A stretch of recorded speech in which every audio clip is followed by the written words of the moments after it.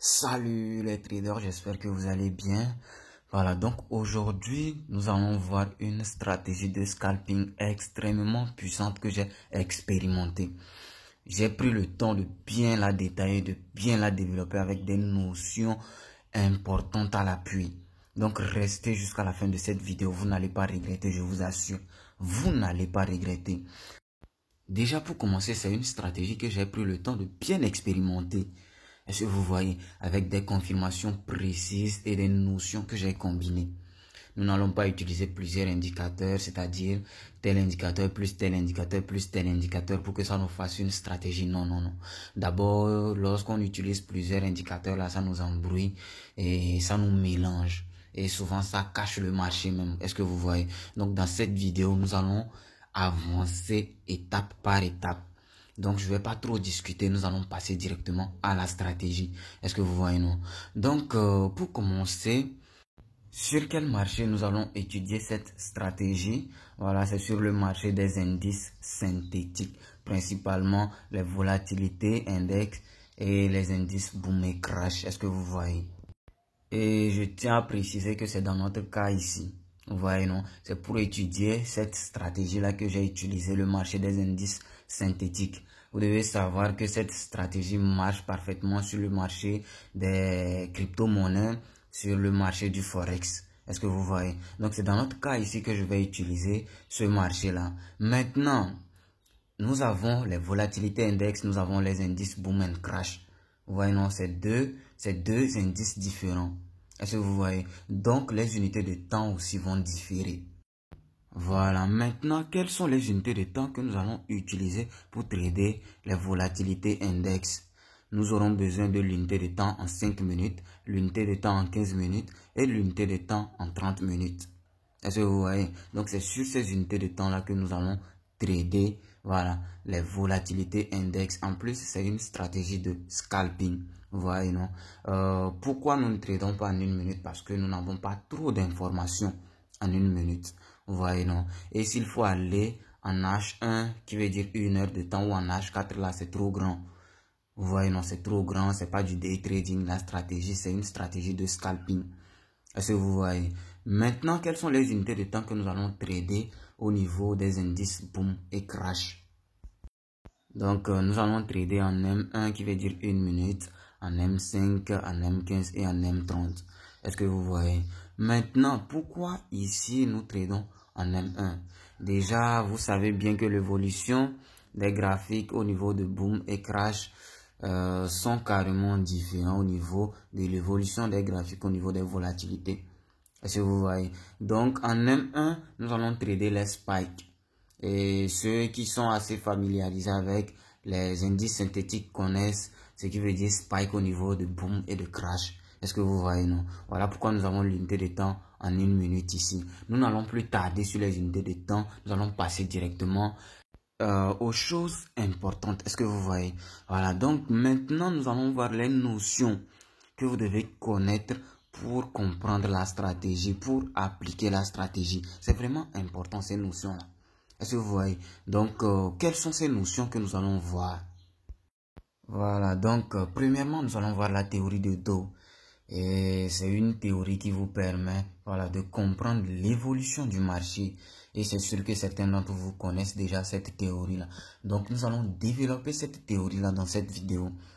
Maintenant, en deuxième position, nous avons la structure recherchée pour la stratégie. C'est-à-dire qu'après l'étude de la théorie de Dow, nous allons voir la structure, voilà, que nous avons besoin pour appliquer notre stratégie.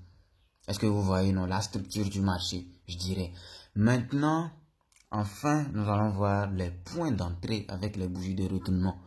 Voilà, c'est ici la partie la plus importante même. Et comme vous l'entendez, les points d'entrée avec les bougies de retournement, c'est quoi? C'est qu'il y a des zones précises que vous devez prendre position. Et avant de prendre position, vous devez attendre quelques bougies de retournement.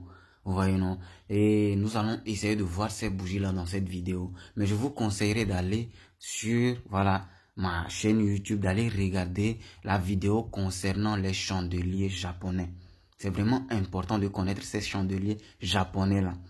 Ensuite, vous pouvez, voilà, vous pouvez revenir, continuer voilà la vidéo. Mais nous allons essayer de revoir ces bougies-là dans cette vidéo. C'est vraiment important de connaître toutes ces notions-là pour pouvoir comprendre la stratégie. Vous voyez, non? Donc, nous allons continuer maintenant la vidéo avec la théorie de Dow. Ok, donc nous allons commencer en même temps et avec des exemples à l'appui. Est-ce que vous voyez? Voilà. D'abord, tout le monde sait que le marché a plusieurs tendances ici. Nous avons la tendance haussière, la tendance baissière et la tendance neutre. Et qu'est-ce qui nous fait savoir que le marché est dans une tendance haussière? C'est ce que nous allons voir ici. Et lorsque le marché évolue dans une tendance haussière, là, le marché nous laisse plusieurs informations. C'est la même chose dans une tendance baissière, c'est la même chose dans une tendance neutre. Voilà, donc nous allons passer directement aux exemples. Ok, donc ici l'exemple c'est un scénario que nous allons tous ensemble visualiser. Est-ce que vous voyez, non? Donc nous allons prendre l'exemple d'une tendance haussière. Regardez bien le scénario. Ok, donc le scénario ici nous dit que le marché est dans une tendance haussière. Est-ce que vous voyez? Et lorsque le marché évolue dans une tendance haussière là, le marché nous laisse des pics et des creux. Est-ce que vous voyez? Il y a des pics et des creux. C'est grâce à ces pics et ces creux-là que nous allons comprendre l'évolution du marché, que nous allons savoir que le marché est dans une tendance haussière, que nous allons savoir que le marché est dans une tendance baissière. Maintenant, c'est quoi les creux du marché? Voilà, c'est ça les creux du marché, les zones que j'ai symbolisées en rouge. Encore appelées les points bas du marché. Est-ce que vous voyez? Donc, qu'est-ce qu'on remarque ici? On remarque que ce creux-là est plus haut que ce creux-là. Vous voyez, non? C'est la même chose avec ce creux-là qui est plus haut que ce creux-là. Ainsi de suite, lorsque le marché évolue dans la tendance haussière. Donc, qu'est-ce qu'on peut dire ici? On peut dire que nous avons des creux de plus en plus hauts. Lorsque le marché monte, le marché fait des creux de plus en plus hauts. Et vous pouvez également dire des points bas de plus en plus hauts. C'est la même chose. Voilà, maintenant, c'est quoi les pics du marché? Voilà, donc ce sont ces zones-là, les pics du marché. Est-ce que vous voyez, encore appelés les points hauts du marché? Et quand on voit bien, on voit que ce pic-là est plus haut que ce pic-là. Est-ce que vous voyez? Non, c'est la même chose, ainsi de suite. Et quelle est la réponse finale ici? On peut dire que le marché fait des pics de plus en plus hauts ou encore des points hauts de plus en plus hauts. Très simple comme ça.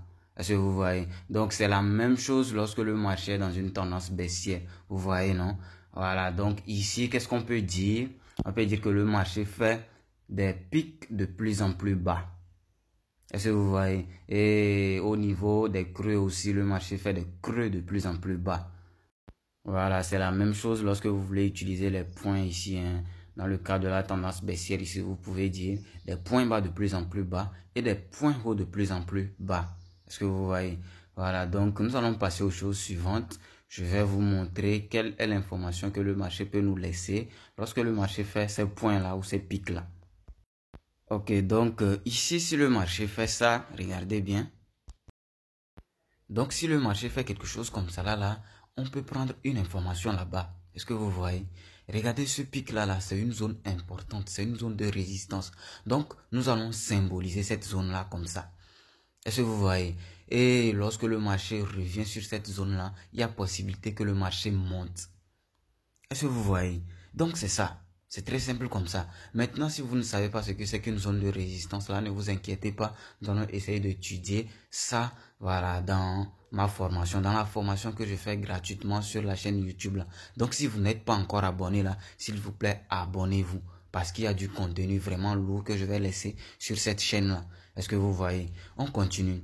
Et lorsque le marché monte comme ça, là, on regarde encore ce pic-là.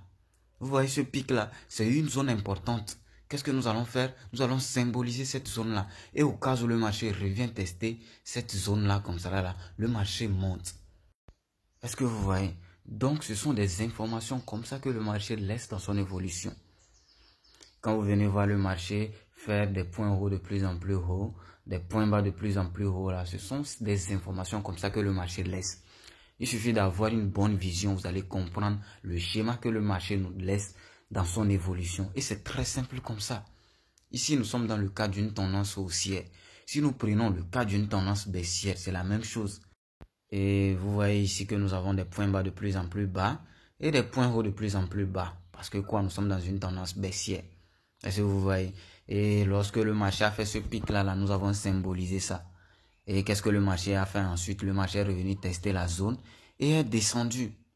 C'est la même chose que le marché a fait continuellement. Est-ce que vous voyez, non? Donc, c'est l'information que nous avons pu tirer dans l'évolution du marché.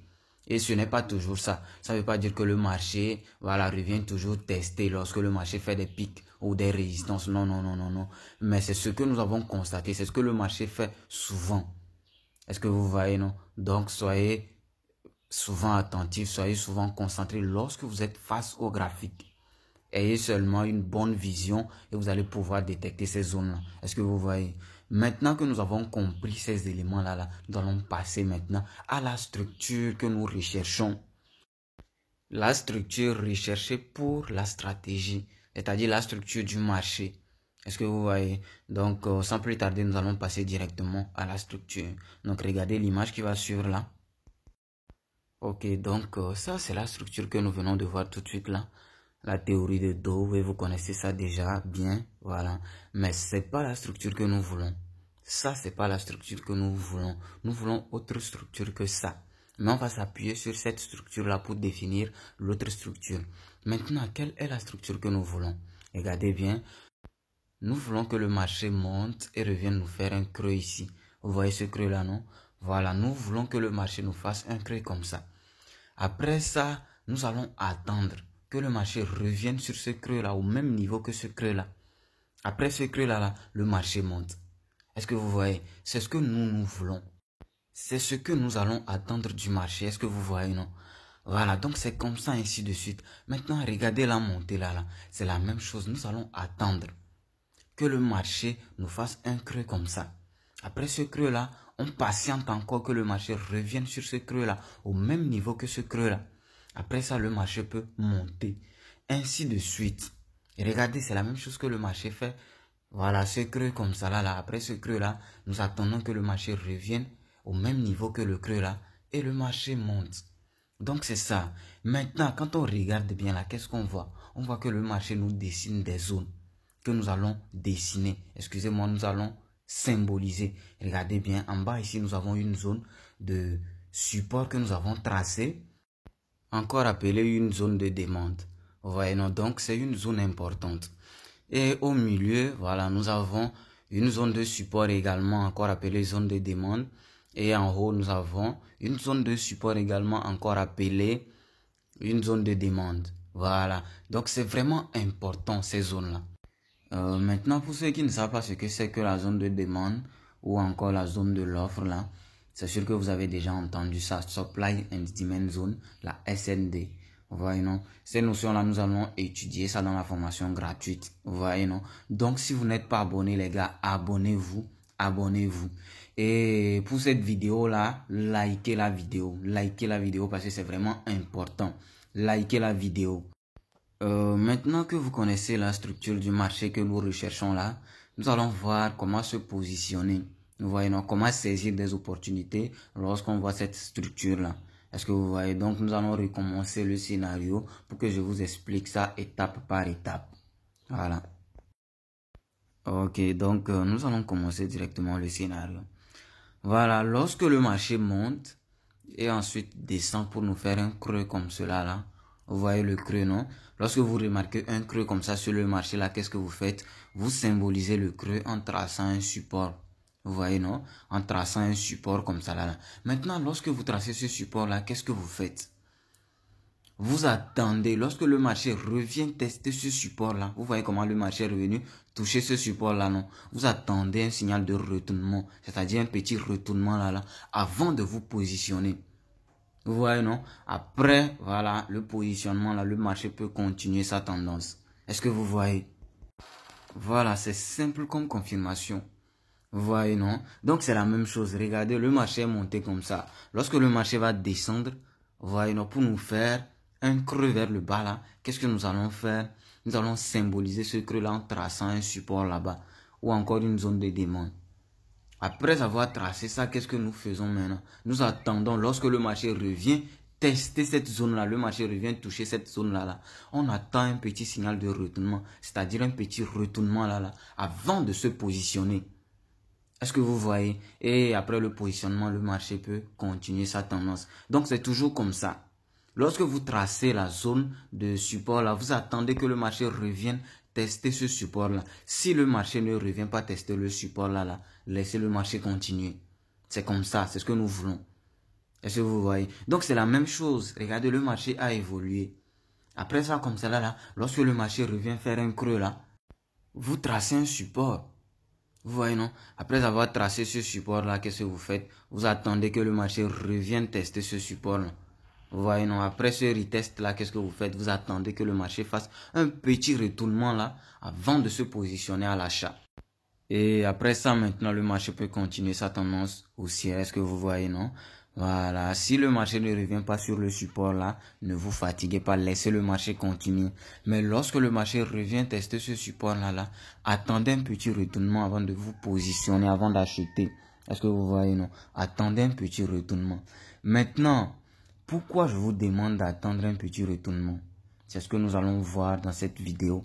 C'est à ce niveau-là que nous allons faire, voilà, intervenir la notion de bougie de retournement. Donc, c'est vraiment important. Ce que moi, je vous demande, c'est de liker cette vidéo, les gars. Likez la vidéo parce que c'est du lourd. C'est du lourd. Likez la vidéo. Est-ce que vous voyez? Voilà, maintenant, nous allons continuer la vidéo. Ok, maintenant que je vous ai montré comment saisir des opportunités lorsque vous voyez cette structure-là, nous allons voir comment placer le stop loss. Et c'est sûr que plusieurs d'entre vous ici savent comment placer le stop loss. Vous voyez, non? C'est très simple. Lorsque vous arrivez à localiser un support là, vous savez comment placer le stop loss. Et dans notre cas ici, regardez en haut là-bas, comment placer le stop loss à ce niveau-là. C'est très simple. On met le stop loss en dessous. Vous voyez, non? En dessous du support. Vous voyez, non? Au milieu, ici aussi, c'est la même chose. Le stop loss en dessous du support que nous avons tracé. Et en bas, là-bas aussi, là, le stop loss en dessous du support. C'est la même chose. Est-ce que vous voyez? Donc, ici, nous sommes dans le cas d'une tendance haussière. Nous allons maintenant aller dans le cas d'une tendance baissière pour voir ce que le marché dit. Donc, c'est la même chose. Au niveau de la tendance baissière, il n'y a pas assez de différence. C'est la même chose que dans la tendance haussière. Donc, c'est au niveau de ces zones-là que vous devez vous positionner. C'est-à-dire, lorsque le marché revient tester ces supports-là, vous vous positionnez à la vente. Est-ce que vous voyez? C'est très simple comme ça. Maintenant, le stop loss. Lorsque vous vous positionnez, comment placer le stop loss? C'est très simple. Vous placez le stop loss au-dessus de ces supports, de ces résistances qu'on a tracées là. Vous voyez, non? Vous devez savoir que lorsque le marché descend là, ces zones-là sont appelées les résistances au lieu des supports, excusez-moi.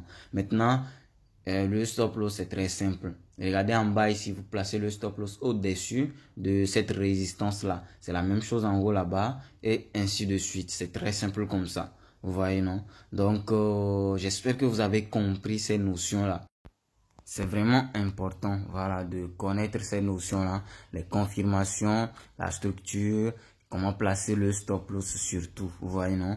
Parce que le stop loss est indispensable à votre trading. C'est une façon de sécuriser votre capital. Donc, sachez comment placer le stop loss. C'est vraiment important. Voilà. Maintenant, nous allons passer par quelle notion? Nous allons voir quoi maintenant? Nous allons voir les indicateurs. D'abord, pour cette stratégie, nous allons utiliser qu'un seul indicateur. Vous voyez, non? Nous n'allons pas utiliser plusieurs indicateurs pour nous mélanger la tête. Ou bien pour cacher les graphiques. Vous voyez, non? Je ne dis pas ça. Voilà, pour vous faire croire que utiliser plusieurs indicateurs, c'est mauvais. Non, non, non, non. Souvent, c'est bien de mélanger les indicateurs pour comprendre le marché. Ça dépend des stratégies en fait. Vous voyez, non, ça dépend des stratégies. Donc, c'est ce que nous allons voir dans cette vidéo. Maintenant, c'est quel indicateur nous allons utiliser, voilà, pour bien comprendre notre stratégie. Nous allons utiliser le MA 150, qui veut dire quoi? Le Moving Average. Vous voyez, Moving Average, qui veut dire encore moyenne mobile en français. Et le 150 là, c'est la période en fait. Vous voyez, non, ça veut dire la moyenne mobile 150.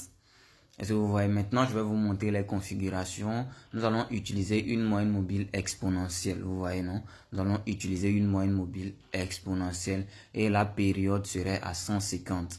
Vous voyez, non? Donc, la moyenne mobile 150. Maintenant, je vais vous expliquer comment pouvoir vous positionner avec une moyenne mobile. En fait, la moyenne mobile ne nous donne pas une confirmation en tant que telle.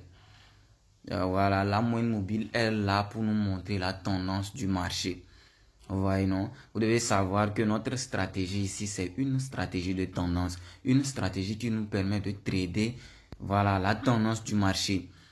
Lorsque le marché évolue dans une tendance baissière, là, nous allons chercher des opportunités à la baisse. Autrement dit, nous allons chercher que des ventes.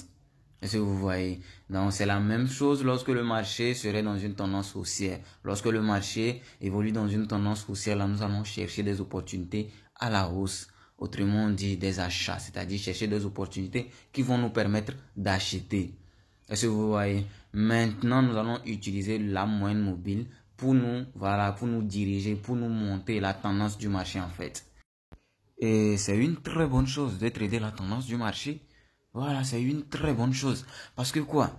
Vous venez voir le marché évoluer dans une tendance baissière, c'est-à-dire que le marché descend.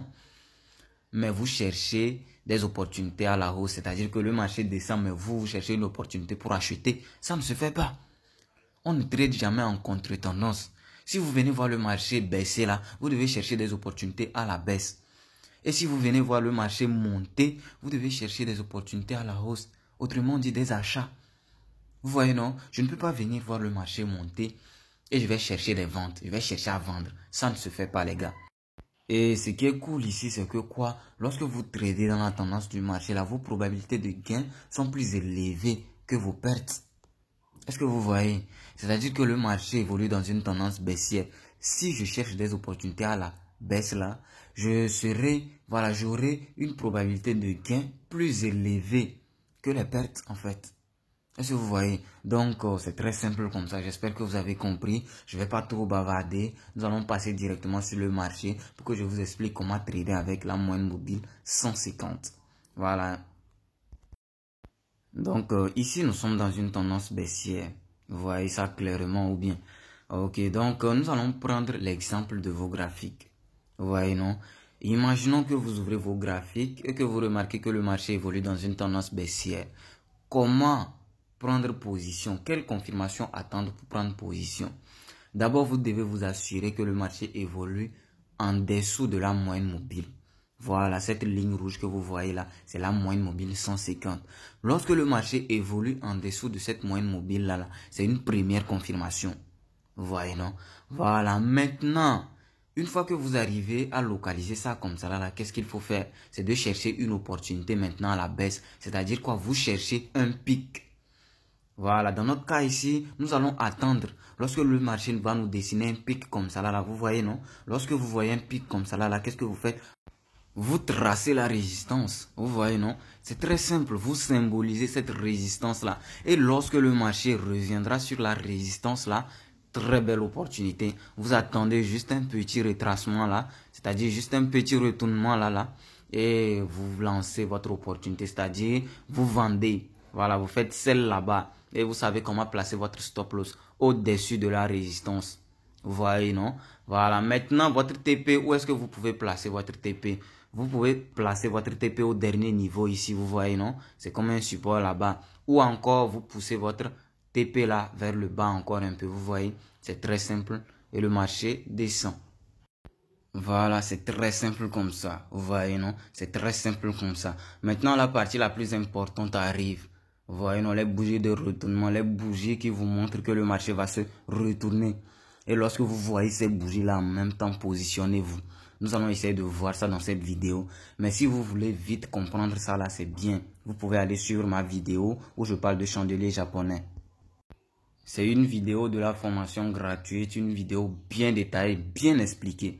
Donc, allez la regarder, allez connaître les différents chandeliers japonais que nous avons, les confirmations, leur rôle, leur apparition. C'est vraiment important. Vous voyez, non, mais nous allons faire un rappel dans cette vidéo-là. Ne vous inquiétez pas. Maintenant que nous venons de voir l'exemple dans une tendance baissière, là, nous allons voir l'exemple dans une tendance haussière. C'est vraiment important. Vous voyez, non? Donc, c'est la même chose dans une tendance haussière. C'est la même chose. Voilà, nous allons prendre l'exemple d'une tendance haussière. Ok, donc ici, nous sommes dans une tendance haussière. Vous voyez, non? Nous allons également prendre l'exemple de votre marché. Vous ouvrez votre marché, vous remarquez que le marché évolue dans une tendance haussière. qu'est-ce que vous allez faire? Vous allez vous assurer que le marché évolue au-dessus de la moyenne mobile. Vous voyez, non? Donc cette ligne rouge là, c'est notre moyenne mobile 150. Voilà, moyenne mobile exponentielle de période 150. Lorsque vous avez ça comme ça là, qu'est-ce que vous faites? Vous attendez. Vous attendez que le marché vous dessine un creux. Comme ceci, vous voyez ce creux là, non? C'est très simple. Vous faites quoi? Vous tracez le support. Est-ce que vous voyez? Voilà, après avoir tracé le support, qu'est-ce que vous faites? Vous attendez que le marché revienne tester ce support-là. Comme ça, là, vous voyez, non? Et qu'est-ce que vous faites? Vous attendez que le marché monte juste un peu. Lorsque le marché monte juste un peu, là, ça veut dire que le marché veut se retourner, ça. Vous vous positionnez à l'achat, vous placez votre stop loss en dessous de la résistance. Après ça, maintenant, vous placez votre TP au dernier niveau. Vous voyez ce dernier niveau-là. Soit vous poussez ça encore en haut un peu et c'est fini. Le marché monte. C'est ça, vous avez saisi l'opportunité comme ça. Respectez ces étapes-là et vous verrez que voilà, votre stratégie serait au top des tops. C'est fini les gars. Ne vous compliquez pas la tâche. C'est très simple comme ça. Vous voyez non? Le trading c'est ça. Respectez les conditions. Je ne peux pas venir et voir que le marché évolue dans une tendance haussière, mais je cherche des opportunités à la vente. Vous voyez non? Ça ne se fait pas. Et vous allez voir que dans notre stratégie ici, nous tradons que, voilà, dans la tendance du marché, c'est ça, filtrer des opportunités. Filtrer des opportunités. Vous pouvez voir une très belle opportunité, c'est-à-dire le marché monte. Mais vous trouvez une opportunité qui va vous permettre de vendre. Mais vous laissez ça. C'est du risque. Le marché monte, mais vous voulez vendre. Ça ne se fait pas. Vous voyez, non, ça ne se fait pas. Donc, tradez toujours la tendance du marché. Si le marché monte, cherchez des opportunités à la hausse, c'est-à-dire des opportunités pour acheter. Si le marché descend, cherchez des opportunités à la baisse, c'est-à-dire vendre. C'est comme ça. Vous verrez que vous allez toujours sortir gagnant. Ce n'est pas toujours le cas. On ne peut pas dire qu'on est trader et on ne perd pas. Non, non, non, non. Le trading, c'est pas ça. Chaque trader perd. Vous n'allez pas voir un trader qui vous dit que lui, il est toujours gagnant. Ça ne se fait pas. S'il vous dit ça, c'est un menteur, c'est un voleur, c'est un arnaqueur. Vous voyez, non? Même les grands traders dans les institutions perdent des millions. Vous voyez, non? Mais vous pouvez être gagnant, toujours gagnant. Je dirais même rentable. Voilà, c'est le vrai mot. Vous pouvez être rentable. Vous verrez que vous aurez plus de trades gagnants que de trades perdants. Voilà. En plus, nous avons bien trouvé là où il faut mettre son stop loss. Et c'est très cool comme ça. Vous voyez, non? C'est le scalping. Vous faites ça après quelques minutes, quelques secondes là. Vous coupez ça. C'est très cool comme ça, les gars. Voilà. Je ne vais pas trop bavarder. Nous allons passer, voilà, aux choses suivantes. C'est vraiment large, cette stratégie-là. Et nous allons également monter sur le marché réel, c'est-à-dire les vrais graphiques là, pour que je vous montre ça réellement. Que la stratégie marche réellement, les gars. Ok, donc j'espère que vous avez compris. Maintenant, nous allons voir la notion la plus importante de cette vidéo, ou bien de cette stratégie. Nous allons voir les points d'entrée avec des bougies de retournement. Voilà, c'est la partie la plus importante. Donc, ne ratez pas cette partie. Voilà, l'information que j'aimerais vous donner, c'est que nous allons nous limiter ici pour cette vidéo. Voilà, nous allons nous limiter ici. Nous allons continuer cette partie-là dans la vidéo prochaine. Je dirais même dans la deuxième partie de la vidéo de la stratégie. Vous voyez, non? Donc, pour cette vidéo, nous allons la nommer première partie de cette stratégie. Et la vidéo prochaine, nous allons la nommer deuxième partie. Et c'est dans cette deuxième partie-là que nous allons voir les points d'entrée avec les bougies de retournement. C'est vraiment important. Donc, restez scotchés pour la deuxième partie de la vidéo. Maintenant, pourquoi je me suis limité ici? Parce que la vidéo est assez longue. Nous sommes jusqu'à plus de 30 minutes. Et je suis sûr que certaines ne vont pas suivre jusqu'à la fin. Et je vous remercie, vous qui avez suivi jusqu'à la fin. Là, ça veut dire que vous êtes à la recherche de la connaissance. Voilà, n'oubliez pas de liker, les gars. Likez la vidéo. Likez la vidéo, les gars. Likez la vidéo, les gars. C'est une façon de nous encourager. Et on se voit à la prochaine vidéo pour plus d'informations sur les points d'entrée avec les bougies de retournement. Maintenant, vous devez savoir que les confirmations vont différer en fonction du marché. Au niveau des booms et des crashs, là, les confirmations vont différer. Lorsqu'il s'agit de trader les spikes là, les confirmations seront carrément différentes au niveau des ticks et au niveau des spikes. Vous voyez, non? C'est la même chose au niveau des volatilités. Donc, les confirmations au niveau des volatilités seront carrément différentes qu'aux confirmations au niveau des, voilà, des indices boom et crash. Donc, nous allons voir ça dans la deuxième partie de la stratégie. Voilà, je vous remercie et bonne suite. Restez à l'écoute, restez connectés. Nous allons voir la deuxième partie. Merci.